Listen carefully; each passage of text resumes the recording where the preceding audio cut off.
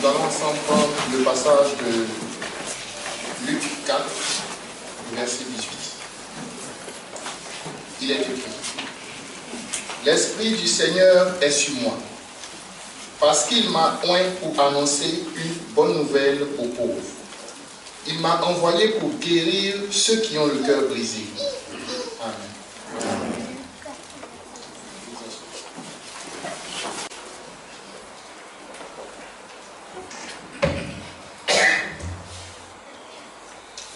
Bonjour frères et sœurs de Cocody.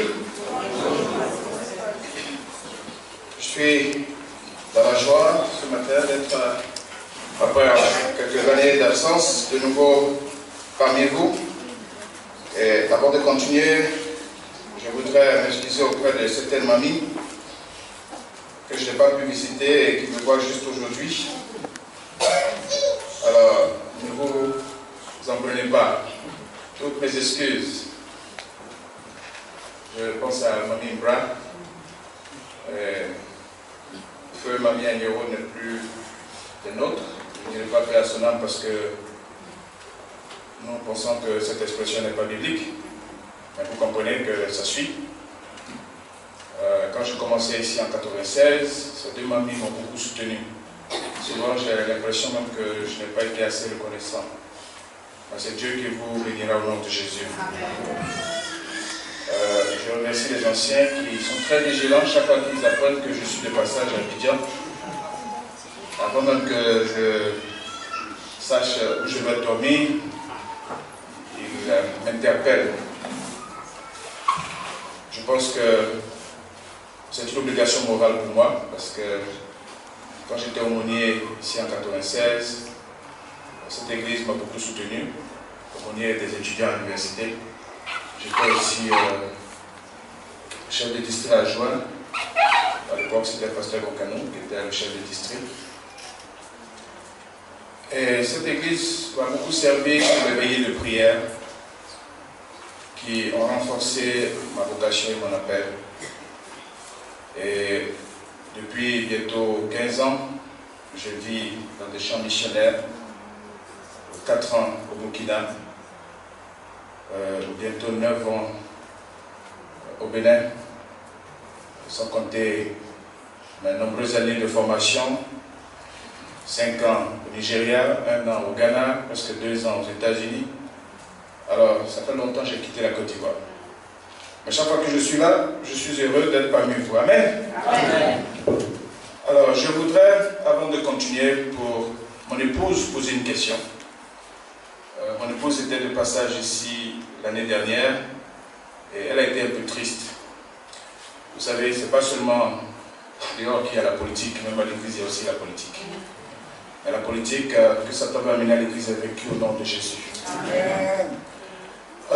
Quels sont ceux qui ont appris que Pasteur Badé et son épouse ont quitté l'œuvre? Levez juste la main. Qui a appris que Pasteur Badé et son épouse ont quitté l'œuvre? Gloire à Dieu. Il n'y a personne ici à Cocody qui a appris ça. Je bénis le Seigneur. Donc je n'ai pas besoin de faire le commentaire que je veux faire, que j'avais prévu de faire. Certains ont appris que j'ai quitté l'œuvre. Le jeune m'avait invité au Burkina l'année dernière pour le congrès des jeunes. Et certains sont venus me voir pour dire: mais pasteur, pourquoi tu as quitté l'œuvre? J'ai eu des moments difficiles avec pasteur Guy Roger. Et la volonté de Dieu se fera toujours. Que vous le voulez ou non, que ce soit votre génération, que Dieu fasse périr toute notre génération, comme dans le désert, certains survivront pour témoigner de ce qui s'est passé. Amen. Amen. Mais si d'aventure, ou bien on dit comment, d'aventure, merci. Si d'aventure, un frère vous disait que le pasteur Badé et son épouse ont quitté l'œuvre, dites-lui ceci. Le pasteur Badé a prêché dans notre église la dernière fois. S'il avait quitté l'œuvre, je ne pense pas qu'on l'aurait resté prêcher à l'église de Cocody. N'est-ce pas? Dites-lui ceci. Le pasteur Badé est dans un ministère qui soutient le bras droit de la conférence générale. Vous savez, comme Aaron soutenait les bras de Moïse, pour ne pas que ses bras baissent, pour ne pas que Israël perde, j'ai opté pour un ministère qui va être à l'abri de la politique et qui va permettre à ce que cette église s'enracine. Fouillez sur le site web, ceux qui ont le portable, tapez Pasteur Michebadé en anglais, et vous verrez les 12 pour celles qui ont encore ça en archive. Mais vous verrez quelques églises qui ont encore ça en archive. En 2012, quand ma famille était en tournée aux États-Unis, nous avons prêché dans 12 églises, dans près de 10 États différents. Et nous avons été invités pour faire la minute missionnaire du camp meeting du Michigan, la fédération du Michigan, qui est l'une des fédérations les plus conservatrices. Nous avons fait les 5 minutes missionnaires pendant ce camp meeting, et ça fait la 3e fois que nous faisons les 5 minutes missionnaires à 3 camp meetings aux États-Unis. Alors, si on avait quitté l'église, une fédération comme les États-Unis et comme Michigan, qui est aussi conservatrice, ne nous inviterait pas. L'organisation à laquelle j'appartiens est juste autofinancée. Mais tout ce que nous faisons revient à l'église adventiste du 7e jour. Amen. Amen. Depuis que je suis au Bénin, j'ai acheté des terrains à travers l'organisation. J'ai construit un centre de dialogue pour les musulmans. Je suis en train de chercher des fonds pour construire une église et la maison du pasteur avant de quitter le Bénin. Et tout ça restera pour la mission du Bénin. Les 52 baptêmes que nous avons faits, ces membres sont enregistrés dans le registre de la mission du Bénin. Nos dîmes vont régulièrement à la mission du Bénin et ils sont même surpris parce que le Seigneur est en train de nous faire grandir rapidement. Alléluia! Amen. Alors voilà donc la parenthèse. Ma femme est 2e génération d'adventistes, elle est très sensible à ce genre de choses. Moi, je ne suis pas né dans l'église adventiste. Mais pour honorer ma femme qui a choisi de me soutenir depuis 15 ans, loin du pays, je voudrais donc clarifier cela. Je sais que cette église a beaucoup d'avenir. Amen. Et je voudrais demander aux anciens, est-ce que j'ai le feu vert? Il y a combien d'anciens qui sont là ce matin? 1, 2. Est-ce que j'ai le feu vert? 3. J'ai le feu vert? Assieds-toi, j'ai le feu vert? Assieds-Badé. Et vous? Là, je m'étais demandé, mais pourquoi Bethel à la Riviera et Philadelphie ici à Cocody? Et en passant, je remercie le pasteur Weck qui a initié ces noms personnalisés de nos temples. Et si vous savez, pasteur Weck avait plusieurs églises aux États-Unis et l'une de ces églises s'appelle l'église Bethel. Pourquoi l'église de Blue Islands, pas loin de Chicago. Et je voudrais aussi remercier le pasteur Weck qui m'a soutenu dans le ministère que j'ai commencé, parce qu'en 2005, il était celui-là qui allait nous chercher à l'aéroport. Et en 2006, il a ouvert toutes ces églises pour que nous présentions notre ministère. Alors, pasteur Weck, que Dieu te bénisse. Ce qu'il a initié est un défi pour nos églises en Côte d'Ivoire. Et d'autres défis vont suivre. Bethel, la maison de Dieu. Philadelphie, l'un des noms de 7 églises de l'Apocalypse. Pourquoi vous n'avez pas choisi Éphèse? Pourquoi vous n'avez pas choisi Smyrne? Pourquoi vous n'avez pas choisi Pergame, Thyatire, Sardes ou Laodicée? Et pourquoi avez-vous choisi Philadelphie? Et pour répondre à cette question, j'ai vu que vos anciens n'aiment pas les oiseaux de mauvaise augure, n'est-ce pas? Éphèse, dont Dieu, notre Seigneur Jésus-Christ, connaît les œuvres, le travail et la persévérance. Et Dieu sait que Éphèse ne supportait pas la mission. Il a éprouvé tous ceux qui se disaient apôtres et qui ne le sont pas même, qu'ils ont tous menti au nom du Seigneur. Éphèse avait de la persévérance. Éphèse a souffert à cause du nom du Seigneur. Mais vos anciens n'ont pas choisi, ou bien vous n'avez pas choisi Éphèse, parce que Éphèse avait abandonné son premier amour. Donc cette église ne voulait pas que dans son histoire, il y a une référence d'abandon du premier amour. Alléluia. Donc, Cocody n'a pas choisi comme référence l'abandon du premier amour. C'est pourquoi ils n'ont pas choisi Éphèse. Ils n'ont pas choisi Éphèse parce que Dieu dit à Éphèse de se rappeler d'où il est tombé et de se repentir et de pratiquer ses premières œuvres. Sinon, le Seigneur viendrait à Éphèse, ôterait ses chandeliers de sa place. Donc j'ai compris pourquoi ils n'ont pas choisi Éphèse. J'ai aussi compris pourquoi ils n'ont pas choisi Smyrne. Parce qu'ils sont attribués à Smyrne des mots comme tribulation, pauvreté. Et je suis sûr que vous ne voulez pas que ces mots soient caractéristiques de votre église ici à Cocody. N'est-ce pas? Jamais. Alléluia.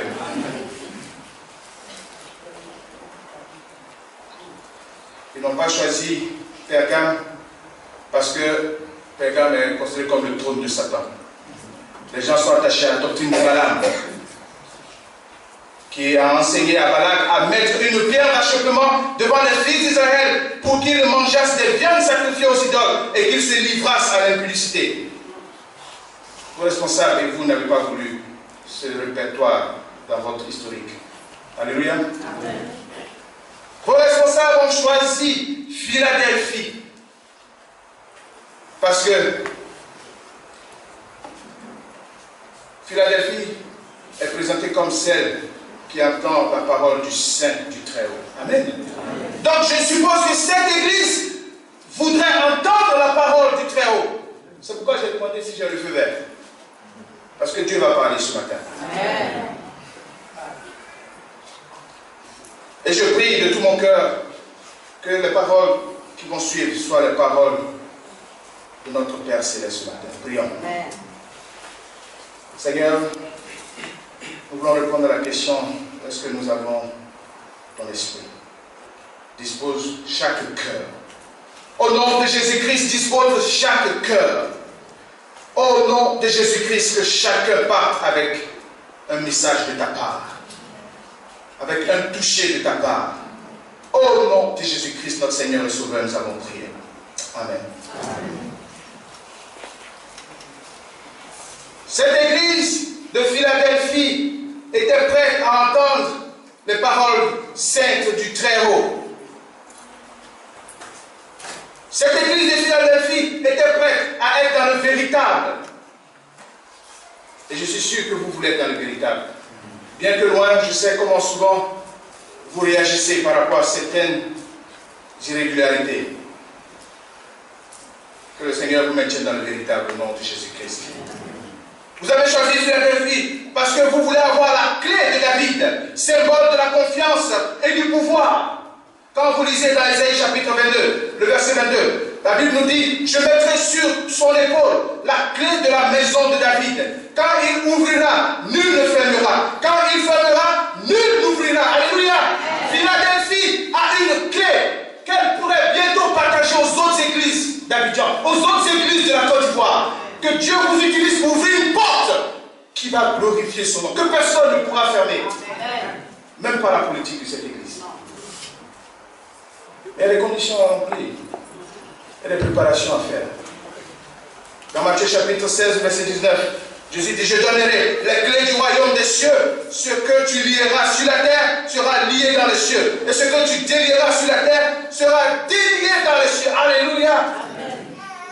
Ces 3 dernières années, mon ministère s'est un peu radicalisé.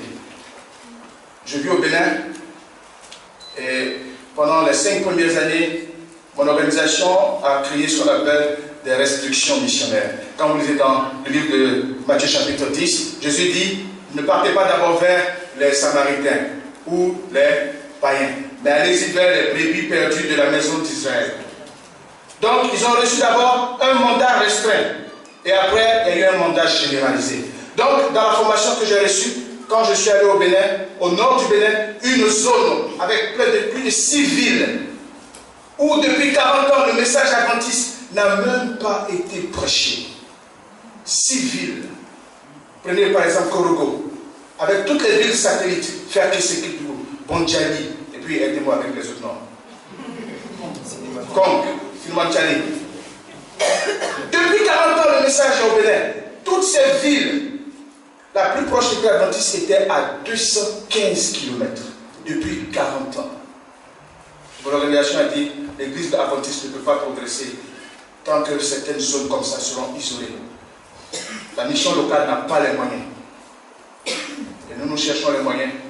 Nous choisissons là où l'église adventiste n'a pas d'influence du tout. Et nous envoyons des missionnaires. C'est ainsi que je me suis retrouvé au Bénin. Parmi les musulmans. Pendant 5 ans, même ceux qui voulaient prier avec moi, quand ils ont su que j'étais pasteur, quand ils m'ont entendu expliquer la Bible, je devais leur dire non, vous ne pouvez pas prier avec moi. Pendant 5 ans, seul avec ma famille, dans notre salon, ma femme a passé des moments difficiles, elle qui est dans l'église adventiste. 5 ans, on n'était pas autorisé même à prêcher aux chrétiens. On devait se concentrer sur notre étude socio-culturelle, sur le peuple pour lequel nous voulons travailler. Mais ce n'est pas nouveau. Jésus avait dit à un certain temps à ses disciples, n'allez pas vers tel peuple, commencez d'abord ici. C'est ainsi que pendant 5 ans, nous avons seulement travaillé parmi les musulmans. Nous avons dû écrire un livre sur la culture du peuple, depuis leur arrivée du Mali. Pourquoi ils sont aussi résistants à l'évangile? Quelles sont les pratiques que nous pouvons utiliser comme pont, tremplin pour présenter l'évangile adventiste? Et quand la restriction a été levée, depuis 2011, le Seigneur nous a mis à l'œuvre. Et tout récemment, le dernier baptême qui a eu lieu le 13e sabbat passé, c'était le 52e baptême depuis 2011. Amen. Donc, par exemple, 7 musulmans. Amen. Mais ma grande joie, ma mère a quitté la Côte d'Ivoire pour venir être baptisée au Bénin. Amen. J'ai baptisé ma mère le samedi 28 juin dernier. Amen. Depuis près de 25 ans que je suis adventiste. Depuis 1972 que ma mère a connu l'évangile. Elle est restée résistante. Mon père a suivi 4 ans après mon baptême. Il est décédé en 98. Mais ma mère était toujours résistante. Mais quand elle a vu comment Dieu utilisait son fils, son cœur a été touché. Amen. Quand les gens verront comment Dieu va vous utiliser à Philadelphie, leurs cœurs seront touchés. Amen.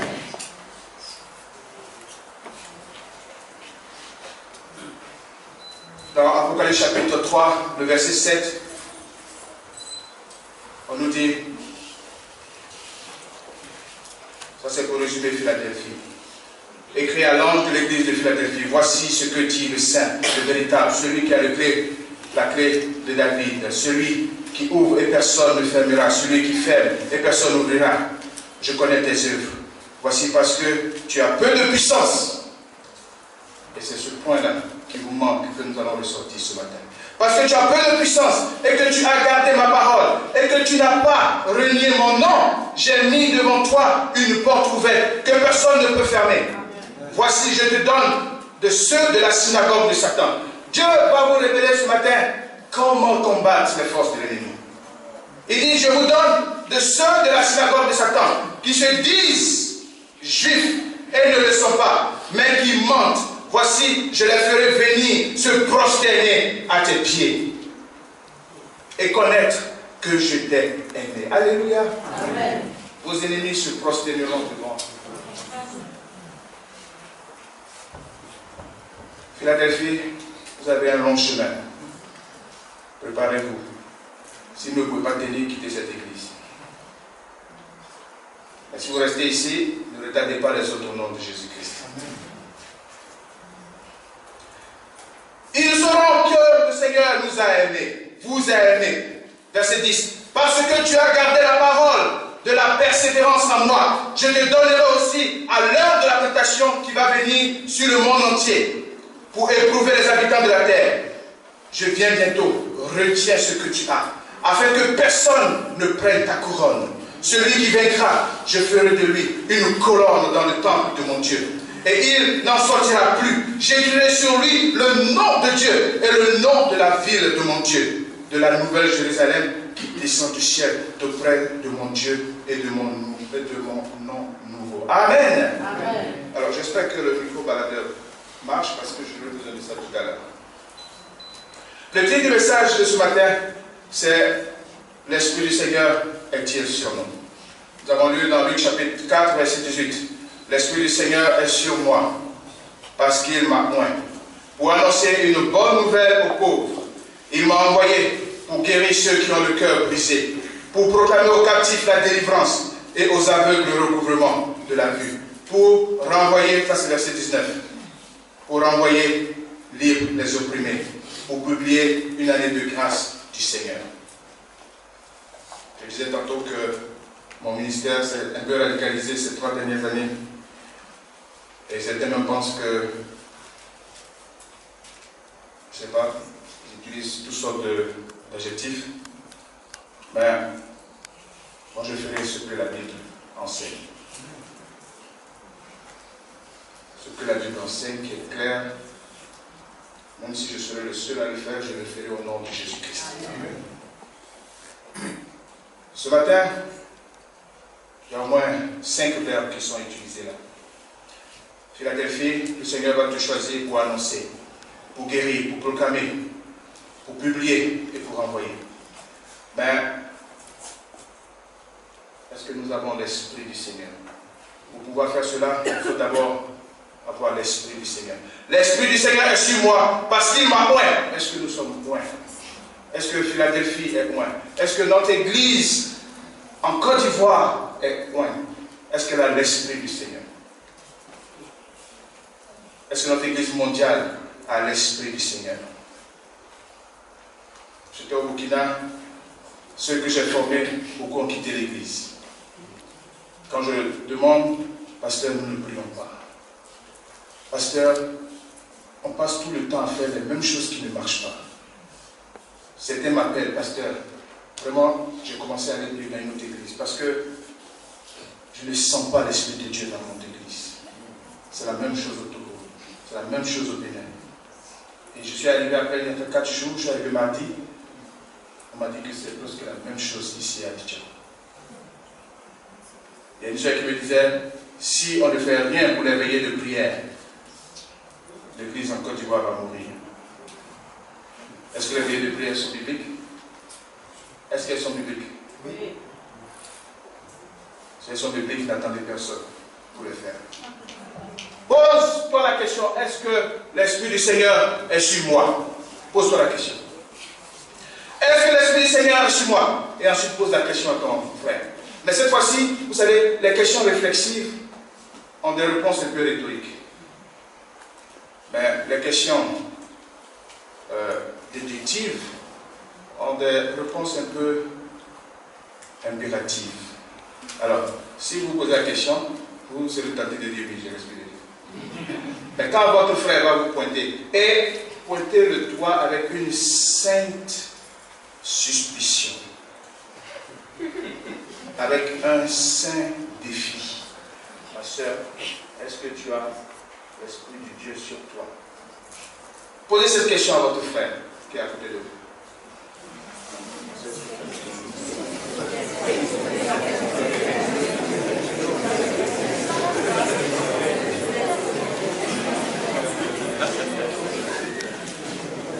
Demandez, est-ce que vous avez été oint?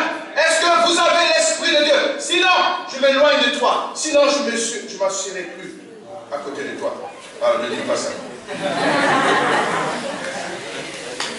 Vous savez, depuis 1994, il y avait un certain groupe de pasteurs. Quand j'étais encore étudiant au Nigeria, nous crions pour que notre église fasse quelque chose. Nous crions pour que notre église fasse quelque chose. Il y avait des possessions dans les dortoirs. Des filles qui étaient venues avec des pouvoirs mystiques avaient envoûté les parfums, envoûté les pommades. Elles distribuaient ces pommades et toutes celles qui utilisaient ces pommades étaient possédées. Et au lieu de les délivrer, on les a renvoyées à la maison. Et nous avons crié, Seigneur, fais quelque chose. Il y a un vieux pasteur qui est venu aider, mais très peu se sont engagés à le soutenir. Quand j'étais revenu en congé, en juin 2094, j'ai organisé une petite campagne à Daloa. Et pendant que je prêchais, il y avait une jeune fille qui était assise juste devant. Elle a commencé à glisser de son siège et elle est tombée. Heureusement, mon beau-père, pasteur Baba, était là. Lui, il avait déjà l'expérience. Ils ont pris cette jeune fille dans une petite salle, ils ont commencé à prier pour elle. Je disais à Dieu, Seigneur, je sais que tu diriges cette église, fais quelque chose. Et j'étais très heureux parce que en 2005, à la conférence générale de Saint-Louis, l'église a voté la 28e doctrine. Alléluia. Mais cette doctrine n'est pas prêchée, frères et sœurs. Et c'est pourquoi les gens quittent notre église aujourd'hui. C'est pourquoi notre église meurt et se refroidit. Marc chapitre 16, le verset 17. Voici les miracles accompagnant ceux qui ont cru. Le premier miracle dont nous croyons, c'est de chasser les démons. Tout récemment, il y a eu un cas au Bénin où des anciens d'église ont été accusés de sorcellerie. Ils ont tué même des frères d'église. L'affaire allait en justice. Et il y a un qui s'est pendu. Quand l'église a voté la 28e doctrine, selon cette doctrine, durant son ministère terrestre et par sa mort sur la croix, Jésus a triomphé des forces du mal. Amen. Jésus a triomphé des forces du mal. Si les gens viennent ici et qu'ils retournent avec le mal, ils ne sentiront pas que nous avons l'onction. Que le Saint-Esprit, l'Esprit de Dieu est parmi nous. Jésus, pendant son ministère, a triomphé sur les forces du mal. Cette victoire rend le croyant victorieux des forces du mal qui cherchent à opposer les êtres humains dont on parle. Le Saint-Esprit habite, dont on parle et le Saint-Esprit qui habite en eux. Ainsi, l'Esprit de Dieu nous remplit de paix, de puissance, de joie et de l'assurance de Dieu. Il nous libère du fardeau, des actions passées, de l'ignorance et de la peur des pouvoirs maléfiques. Dans sa relation quotidienne avec Jésus, nous les croyants, nous sommes liés à notre Sauveur et Seigneur. Nous croyons spirituellement que par la prière et l'étude de la Bible, la méditation chrétienne, l'adoration par le chant et la louange à Dieu, notre témoignage et notre service seront pour sa gloire. Amen. Ça, c'est extrait de la croyance adventiste du 7e jour, la nouvelle version. Je vais poser une question. La 28e doctrine occupe la quelle position dans la doctrine de l'Église adventiste? Celui qui sait, il lève la main.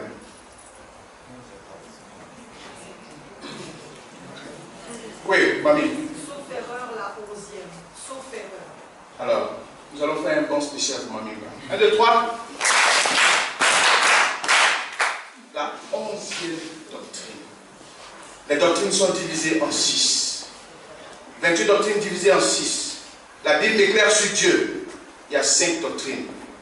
La parole, les Saintes Écritures, Dieu le Père, Dieu le Fils, Dieu le Saint-Esprit et quoi? La Trinité. Après, le deuxième groupe, c'est la Bible éclaire sur la nature de l'homme. Comment l'homme est créé, corps, âme, mélangé, corps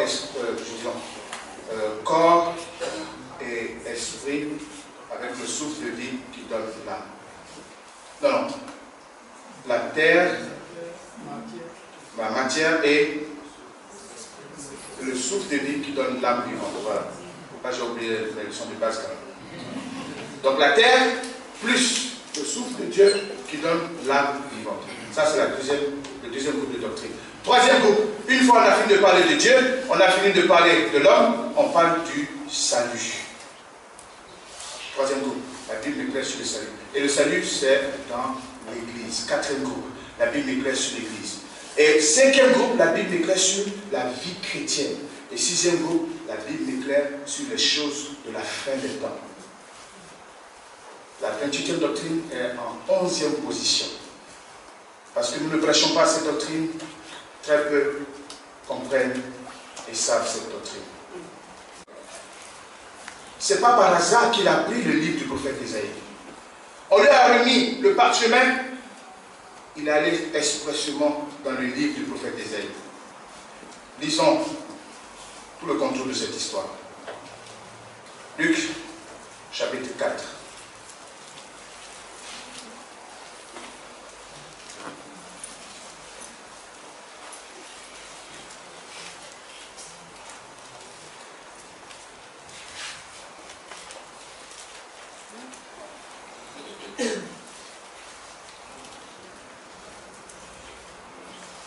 y êtes? À partir du verset 16. Il se rendit à Nazareth, où il avait été élevé, et selon sa coutume, il entra dans la synagogue le jour du sabbat.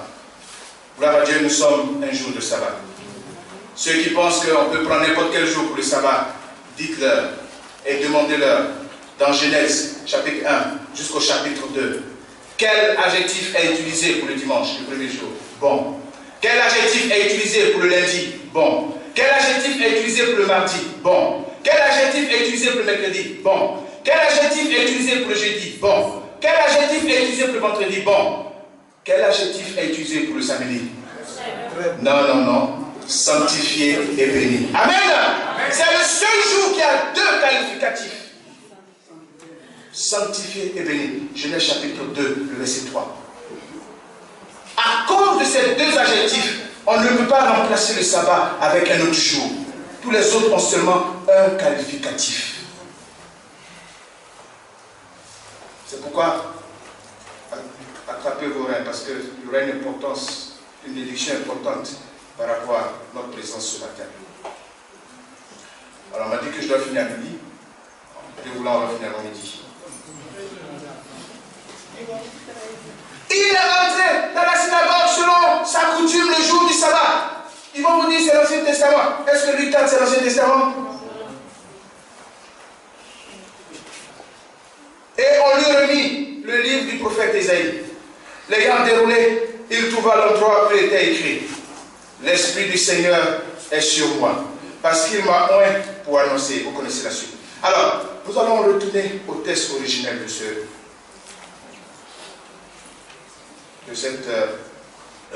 texte que Jésus lisait. Ésaïe 61. Dans le texte de Luc, les verbes qui sont utilisés, c'est annoncer, guérir, proclamer, renvoyer, publier. 5 verbes. Nous allons voir les verbes que Ésaïe utilise. Ésaïe 61 à partir du verset 1. L'Esprit du Seigneur, l'Éternel, est sur moi, car l'Éternel m'a oint pour porter de bonnes nouvelles aux malheureux.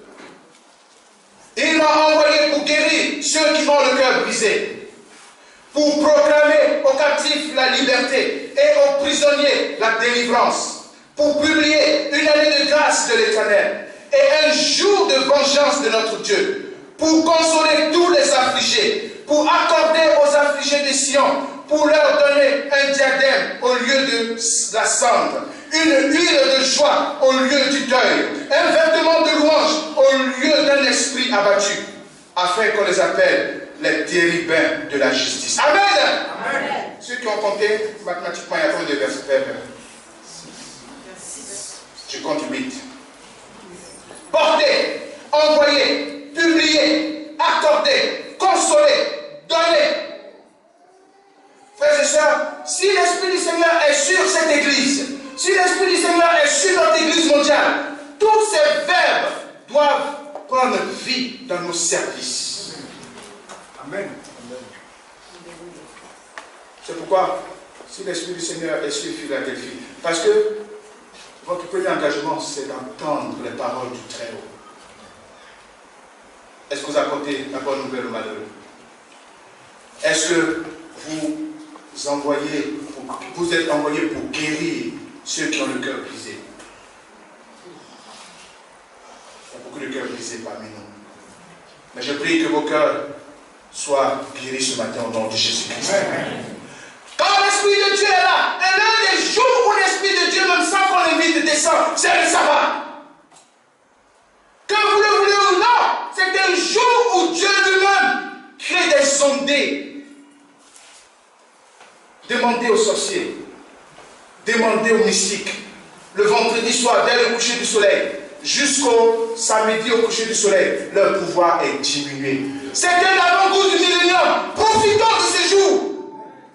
Que quand nous venons le vendredi soir, je n'étais pas ici parce que Mme Moukanou m'avait invité à un programme, mais j'étais ici mercredi soir, j'étais triste. J'ai vu à peine 10 personnes dans cette église. Et le vendredi soir, je suis passé là pour aller au séminaire pour lequel m'avait invité, j'ai vu à peine moins de 10 personnes que le mercredi. frères et sœurs, c'est vrai, peut-être les programmes ne sont plus alléchants. Vous savez, au Burkina, Dieu avait commencé déjà à m'appeler pour un ministère spécial. Mais ce ministère s'est radicalisé au Bénin. Il n'y a pas un sabbat qui passe où nous ne libérons pas les captifs, où nous ne brisons pas les chaînes. Le mois passé seulement, il y a combien de sabbats? 4 sabbats. Nous avons fait plus de 8 délivrances. Je prie que des gens soient délivrés ce matin. Si votre cœur est brisé, vous êtes au bon endroit ce matin. Nous prions que l'Esprit du Seigneur soit sur nous. Parce que c'est un jour où il se plaît à descendre. C'est un jour sanctifié, mis à part. Je prie que ce matin, personne ne parte avec son cœur brisé.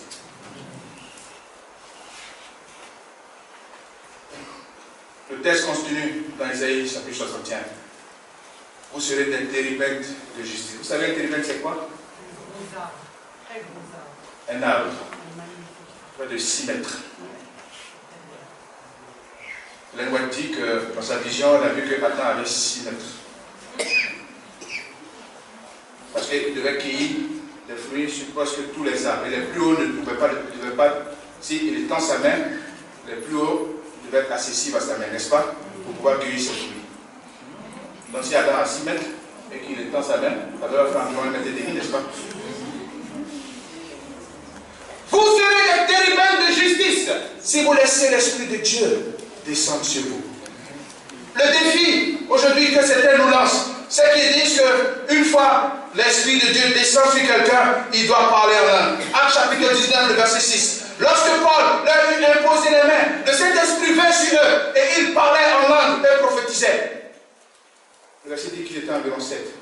Donc les gens disent parce que si on ne parle pas en langue, on ne prophétise pas, donc l'Esprit de Dieu n'est pas chez nous. En 87, je n'étais pas encore adventiste. J'étais venu au lycée technique ici pour une convention œcuménique. Il y avait toutes les églises évangéliques que vous pouvez citer. Et j'étais dans un groupe très charismatique. Et on s'était tenu par la main. Et on devait prier. À côté de moi, j'entendais rire, à côté, j'entendais Billy Gongon. Et ça arrivait à mon tour. Et il savait que j'appartenais à l'église qui ne parlait pas en langue. J'étais membre de l'église PSO. Donc, pour les impressionner, moi aussi j'ai commencé à parler en langue. Donc, puisqu'on avait tenu les mains, j'ai commencé à parler en langue. Alors, vous savez, le parler en langue aujourd'hui a des sonorités selon les régions.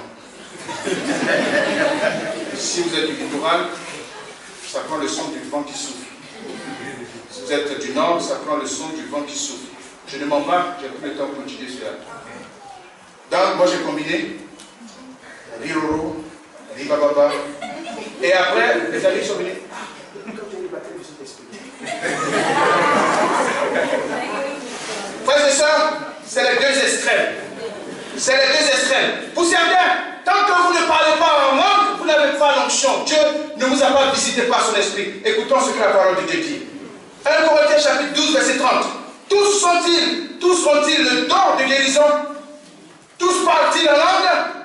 Tous interprètent-ils? 1 Corinthiens 14, verset 5. Je désire que vous parliez tous en langue, mais encore plus que vous prophétisez. Celui qui prophétise est plus grand que celui qui parle en langue. Amen. Et quand Jésus dit l'Esprit du Seigneur est sur moi et m'a oint pour apporter la délivrance, la guérison c'est une prophétie. C'est pourquoi il aura la guérison ce matin. Amen. Il aura la délivrance ce matin. Au nom de Jésus-Christ. Il dit, tous ne peuvent pas parler en langue. Mais ce n'est pas pour ça aussi qu'il n'y aura pas de parler en langue dans l'église adventiste. Continuons. Et maintenant, frères, de quelle utilité vous serais-je si je venais à vous parler en langue et si je ne vous parlais pas par révélation ou par connaissance ou par prophétie ou par doctrine? 14 verset 23. Si donc, dans une assemblée de l'église entière, tous parlent en langue et qu'il survienne des hommes du peuple ou des non-croyants, ne diront-ils pas que vous êtes fous? Verset 39. Ainsi donc, frères, aspirez au don de prophétie, mais n'empêchez pas de parler en langue. Amen. 1 Corinthiens 14, verset 39. N'empêchez pas de parler en langue. Et moi, j'applique cela. J'ai eu un chef Jack, qui parlait en langue dans l'église adventiste du 7e jour. On ne lui a pas empêché d'exercer ce don. Ça fait partie des dons de l'esprit. N'empêchons pas de parler en langue. Prions pour que des frères parmi nous aient ce don. Mais si ce n'est pas encore venu, n'en soyons pas complexés au nom de Jésus-Christ. Amen. Alors, souvent je dis, mais notre exemple parfait, c'est Jésus-Christ. Est-ce que Jésus a parlé en langue? Alors, pour le moment, on se contente de ça. Mais n'empêchons pas si quelqu'un a un don pour parler en langue. C'est biblique. Les directives que Paul a données, suivons-les. Mais ne nous contentons pas seulement des écrits de Paul. Parce que quand vous lisez dans 2 Pierre chapitre 3, le verset 16, Paul a des écrits difficiles. Que ceux qui sont mal affermis ne comprennent pas. Ils tordent le sens pour leur propre ruine. Et vous allez voir, tous ceux qui mettent l'accent sur une doctrine particulière qui vient de Paul ont des problèmes. Le port des voiles, c'est seulement Paul. Le parler en langue, c'est seulement Paul. Le don de célibat, c'est seulement Paul. Et tout ça, ça crée des problèmes. Mais ce n'est pas pour une raison que ce n'est pas biblique. Dans Luc, chapitre 1, verset 35, nous allons voir un cas particulier où l'Esprit de Dieu est descendu. L'ange lui dit, c'est à Marie que l'ange parle, le Saint-Esprit viendra sur toi et la puissance du Très-Haut te couvrira de son ombre. C'est pourquoi le Saint-Enfant qui naîtra de toi sera appelé Fils de Dieu. Amen. Amen. Marie a été visitée par l'Esprit de Dieu. Elle n'a pas parlé en langue. Je comprends pourquoi nos frères catholiques ne parlent pas en langue. Si Marie avait parlé en langue, il serait aussi en train de parler en langue. Marie a été visitée par l'Esprit de Dieu. Elle n'a pas parlé en langue. Dans Matthieu chapitre 3, verset 16. Dès que Jésus eut été baptisé, il sortit de l'eau. Et voici les cieux s'ouvrirent. Et il vit l'Esprit de Dieu descendre comme une colombe et venir sur lui. Et voici une voix fit entendre des cieux ces paroles. Celui-ci est mon Fils bien-aimé, en qui j'ai mis toute mon affection. Amen. Jésus a reçu l'onction, il a reçu le Saint-Esprit dans une forme visible, mais il n'a pas parlé en langue tout son ministère. Mais il nous donne 2 exemples.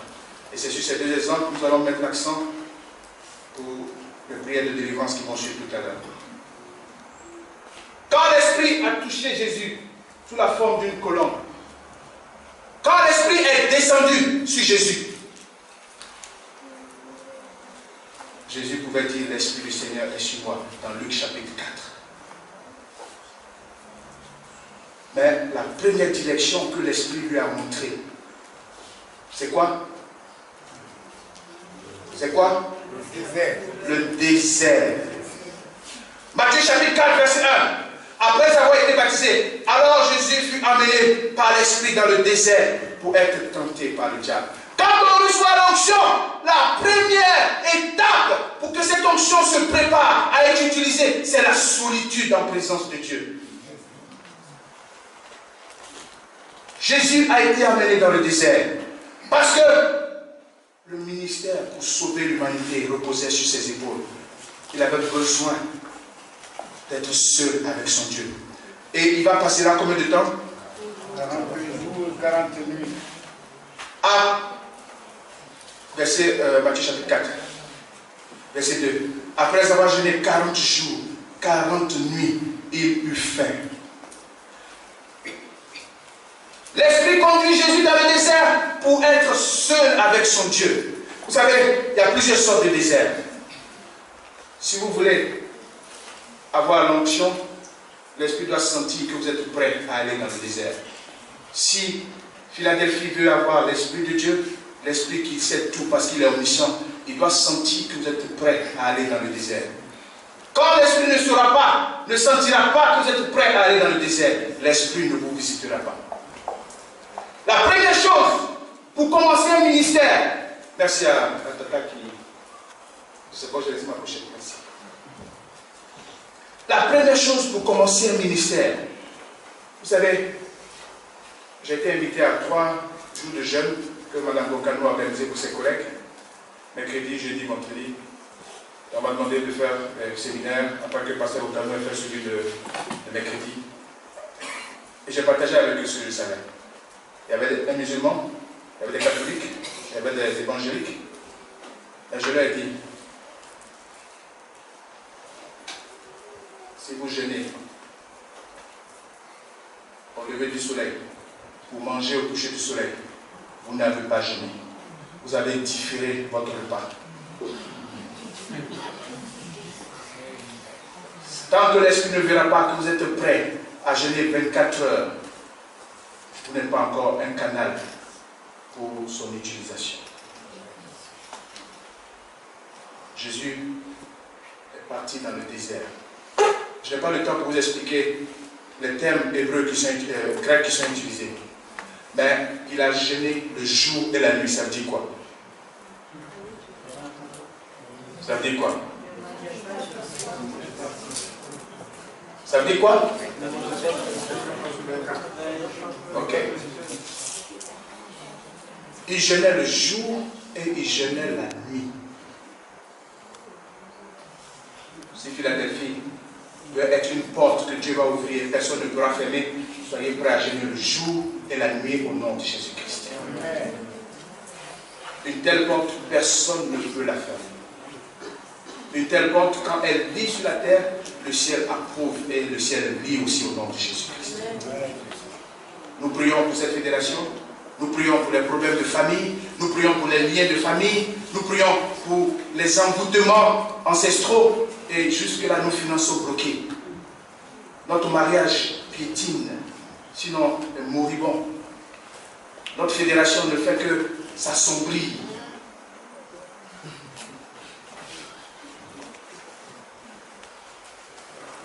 Ce matin, il y aura des gens qui vont recevoir la délivrance au nom de Jésus-Christ.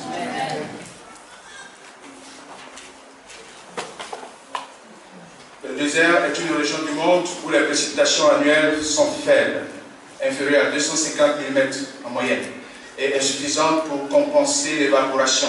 Compte tenu des températures et du vent, les déserts couvrent environ 50 millions de kilomètres, soit le tiers environ de la surface du continent. Les différentes saisons de température permettent de distinguer des déserts chauds, dont les étés sont très chauds, et les hivers tièdes, et les déserts froids, qui connaissent des étés chauds, voire torrides, mais des hivers froids, souvent rigoureux, sans compter les déserts polaires où les températures sont très basses durant la quasi-totalité de l'année. Les contraintes climatiques, l'aridité, des contrastes thermiques, le vent qui croît et la sécheresse rendent ces milieux difficiles pour l'éclosion et le développement des êtres vivants. Amen! Et c'est là que le Saint-Esprit veut vous emmener. Donc si vous devez passer par un désert chaud, par un désert froid, par un désert glacial, ne commencez pas à vous plaindre. Sinon l'Esprit de Dieu ne pourra pas vous utiliser.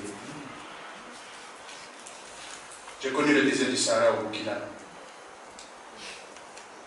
Ce n'est pas le temps de vous parler de mon expérience au Burkina. Qui est prêt à aller dans son désert ce matin? Qu'il soit chaud ou froid, qu'il soit glacial, qui est prêt. Vous savez, l'Esprit de Dieu étant omniscient, il voit d'abord la disposition. C'est la disposition qu'il verra pour pouvoir vous choisir. Que le Seigneur vous choisisse au nom de Jésus-Christ.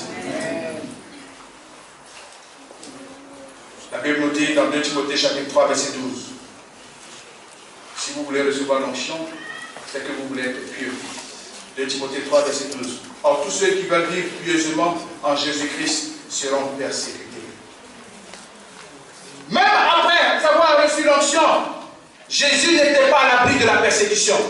Ça veut dire que quand vous serez le canal choisi par l'Esprit de Dieu, ne pensez pas que vous serez à l'abri de la persécution. Jésus a eu faim après avoir reçu l'onction de Dieu. L'onction de Dieu ne vous prive pas de la faim. Jésus a eu peur. Dans Jean chapitre 8, le verset 58, il s'est même caché. Abraham, votre père, a tressailli de joie. Jean 8, 56.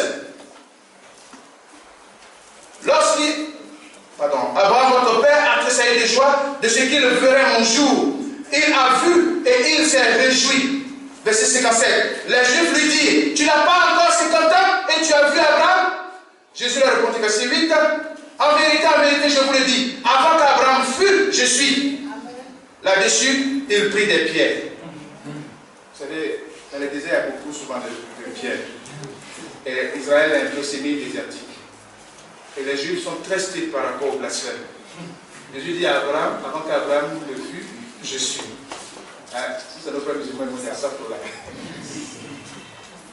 Ils ont pris des pierres, ils venaient de blasphémer, ils vont le lapider. Les gens prendront des pierres contre vous. L'onction ne vous prive pas des épreuves. La Bible nous dit, mais Jésus se cacha et il sortit du temple. Avec l'onction, il s'est caché.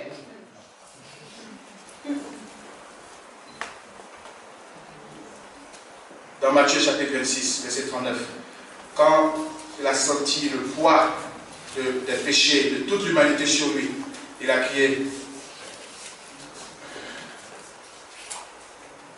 Puis, ayant fait quelques pas en avant, il se jeta sur sa face et pria. Ainsi, mon Père, s'il est possible que cette coupe s'éloigne de moi. Toutefois, non pas ce que je veux, mais ce que tu veux. Amen. Amen. Même dans son onction, Jésus a eu des moments difficiles. Donc, ne vous inquiétez pas des moments difficiles que vous aurez après que l'Esprit vous ait visité. Alors, nous allons aller vite parce que le temps est en train de passer. Vous savez, la Bible nous dit que Élie était un grand prophète. Son nom voulait dire Yahweh est Dieu. Il a prophétisé 3 années de sécheresse. Il a fait descendre le feu du ciel. Et son serviteur Élisée a dit, je veux une double portion de ton onction, de ton esprit. Et quand on a étudié, Élie a fait environ 12 miracles. Élisée en a fait environ 24. Mais l'onction d'Élisée était tellement débordante que quand on allait enterrer un mort, dans 2 Rois chapitre 13, les gens pleuraient, on allait enterrer le mort. Ça faisait longtemps que le prophète Élisée avait été enterré. Et malheureusement, pendant que le cortège funèbre avançait, des tribus hostiles ont attaqué le village. Donc, les gens ont crié, nous sommes attaqués. Ceux qui pleuraient ont arrêté de pleurer. Chacun a cherché à se sauver. Et ceux qui portaient le mort ont jeté le mort, juste parce que lui il est déjà mort, n'est-ce pas? Nous qui sommes vivants devons nous sauver. Ils ont jeté le mort et Dieu voulait faire un miracle pour ce peuple. Le mort, lisons 2 Rois chapitre 13, verset 1. Et comme on enterrait un homme, voici, on aperçut une de ses troupes et l'on jeta l'homme dans le sépulcre d'Élisée. L'homme alla toucher les os d'Élisée et il reprit vie et se leva sur ses pieds. Amen. Amen. Même la mort de quelqu'un qui a été loin, qui a été visité par l'Esprit, ses os radient encore de la bénédiction et de l'onction divine. Ce matin, voilà ce que le Seigneur nous promet. Les apôtres qui ont reçu l'onction ont fait de grandes choses. Actes chapitre 5, verset 15. En sorte qu'on apportait les malades dans les rues et qu'on les plaçait sur les lits et les couchait, afin que lorsque Pierre passerait, son ombre au moins les couvrit quelques-uns d'eux. Actes chapitre 19, verset 2. Au point qu'on appliquait sur les malades les linges ou les mouchoirs qui avaient touché son corps, et les malades, les maladies les quittaient et les esprits malins sortaient.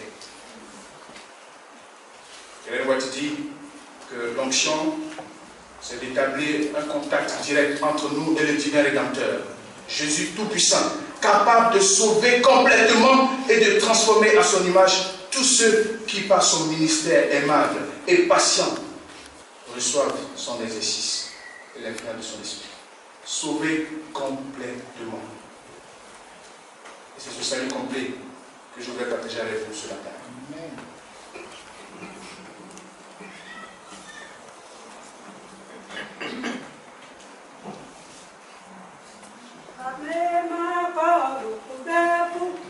Frères et sœurs,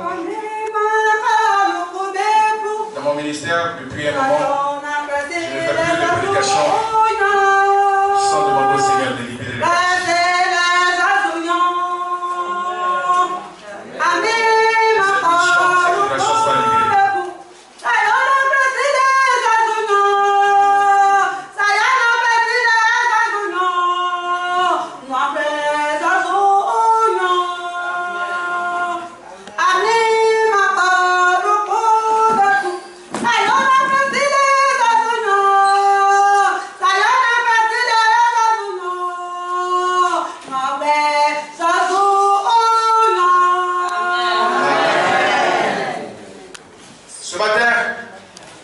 L'Esprit du Seigneur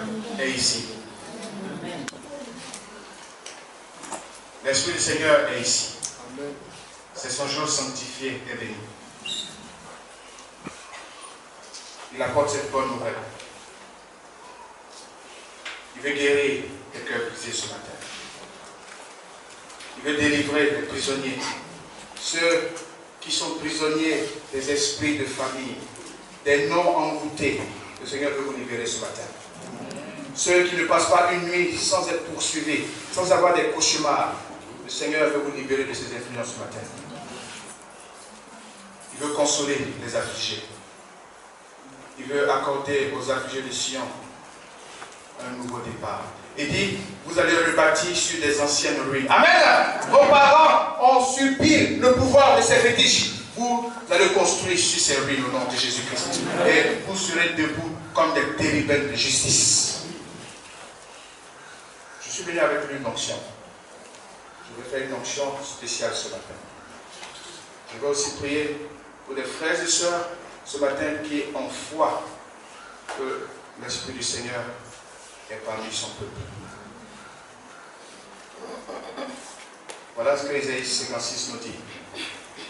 Ainsi parle l'Éternel, observez ce qui est droit et pratiquez ce qui est juste. Car mon salut ne tardera pas à venir et ma justice à se manifester. Heureux l'homme qui fait cela, et le Fils de l'homme qui y demeure ferme, gardant le sabbat pour ne point le profaner. Je disais, l'une des puissances que nous avons, c'est le sabbat. Vous savez, Jésus a jeûné 40 jours, parce que 40, c'est le chiffre de la responsabilité. C'est le chiffre qui multiplie 4 par 10. Parce que 4, c'est le chiffre de l'humanité. Comme 6 est le chiffre de la confusion, 5 est le chiffre de la bonté, 7 est le chiffre de la perfection, 4, c'est le chiffre de l'humanité. Les 4 fleuves qui coulaient à l'Éden, les 4 évangiles, les 4 points cardinaux. C'est pourquoi il a multiplié cela par 10. 10 qui est le chiffre de la loi. Et 40 qui est le chiffre de la responsabilité. Il a pris sur lui la responsabilité de nous sauver. Nous et même ceux qui viendront. C'est pourquoi dans sa prière sacerdotale, dans Jean chapitre 7, il a dit, je ne prie pas seulement pour ceux-là, pour tous ceux qui viendront. Et la leçon d'aujourd'hui nous parle du Saint-Esprit. Frères et sœurs, le Saint-Esprit dirige cette Église. Si nous voulons nous amuser, Dieu est patient pour nous laisser tous disparaître. Il va susciter une génération qui fera sa volonté. Mais je prie que vous ne soyez pas de ceux-là qui vont recevoir l'onction et commencer à être utilisés au nom de Jésus-Christ. C'est pourquoi je ne voudrais pas que ce sabbat passe sans que les vies soient délivrées. Si vous avez un problème qui vous lie à la famille, qui vous empêche de dormir, des esprits de nuit, ce matin, le Seigneur veut vous libérer de ces esprits. Il se séparera de son peuple et que le nid ne dise pas, voici je suis un arbre sec. Nous sommes ces étrangers, nous sommes ces eunuques. Car ainsi parle l'Éternel, aux eunuques qui garderont mes sabbats, qui choisiront ce qui m'est agréable et qui persévéreront dans mon alliance. Je donnerai dans ma maison et dans mes murs une place et un nom préférable. Amen. Amen. Ce matin, le Seigneur veut vous donner un nouveau nom. Les noms que les sorciers ne pourront pas connaître. Qu'on ne pourra pas prononcer dans des lieux occultes. Que des esprits des eaux ne pourront pas toucher. Jésus promet vous donner un nouveau nom. La première consolateur. Le consolateur est présent chaque sabbat, spécialement. Il est là tous les autres jours. Mais le sabbat, il est là spécialement. Lisez dans Jean chapitre 5. Le monsieur qui était malade de 38 ans, c'est un sabbat qu'il a été délivré. La dame malade de 18 ans, c'est un sabbat qu'elle a été délivrée. Toutes les délivrances spectaculaires, tous les cas désespérés, Jésus les a opérés le sabbat. Jésus est prêt à vous délivrer ce matin. Tel que je suis sans rien à moi. Je voudrais juste prier pour ceux-là qui par la foi déjà sont venus ce matin pour avoir leur délivrance. Vous venez juste devant.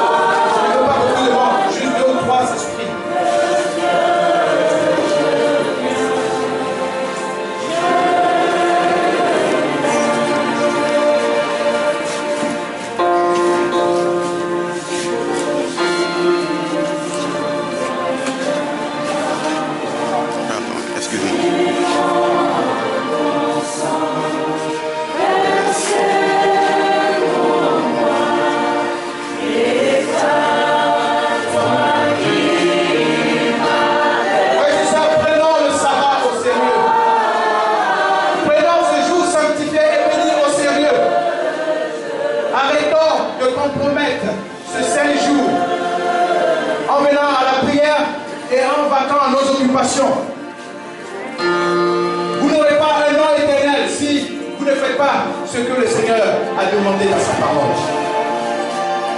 Aux aînés qui garderont mes sabbats, qui feront ce qui m'est agréable, je leur donnerai un nom éternel. Je leur donnerai dans ma maison et dans ma vie une place et un nom préférable à des fils et à des filles. Je leur donnerai un nom éternel qui ne périra point. Certains noms ont déjà péri. Les noms de famille dédiés aux esprits impurs, à des fétiches. Le Seigneur peut vous donner un nouveau nom ce matin. Que seul lui et ses anges connaîtront. Et les étrangers qui s'attacheront à l'Éternel pour le servir, pour aimer le nom de l'Éternel, pour être ses serviteurs, tous ceux qui garderont le sabbat, pour ne point le profaner et qui persévéreront dans mon alliance. Je les amènerai sur ma montagne sainte. Et je les réjouirai dans ma maison de prière. Leurs holocaustes et leurs sacrifices seront agréés haut sur mon autel. Amen. Le Seigneur vous agrée ce matin. Car ma maison sera appelée une maison de prière pour tous les peuples. Dans la nouvelle version.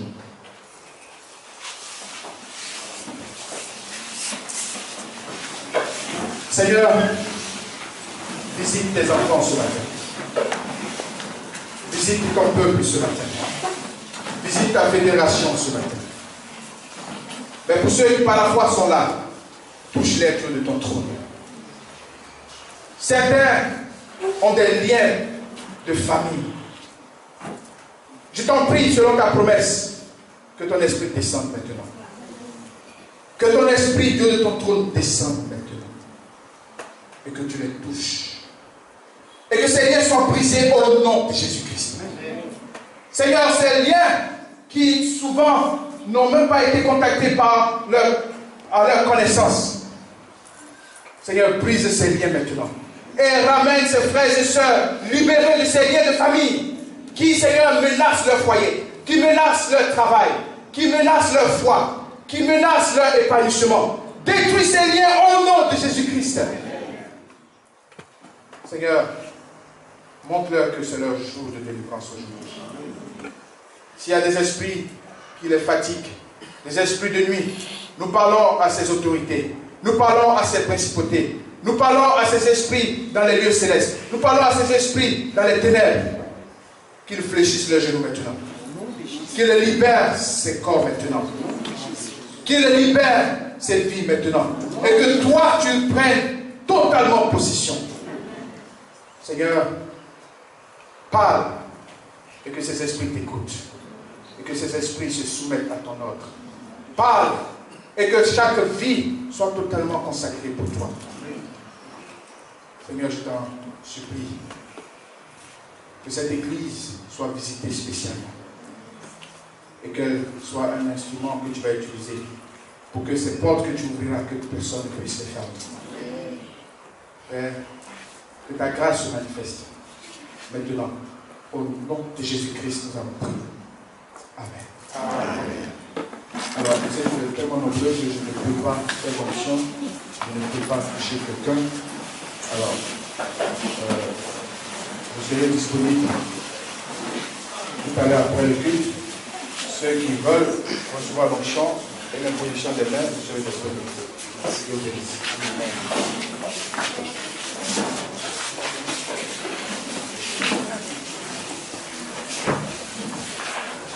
Merci pour ce peuple qui est venu t'adorer.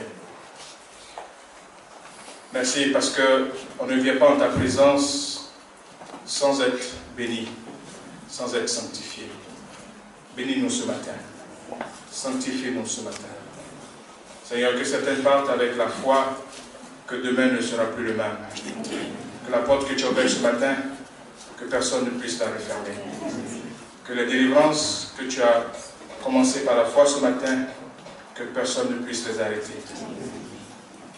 Que ton Église puisse te servir et être un lieu où des âmes seront sauvées. Au nom de Jésus-Christ, nous prions. Amen. Amen.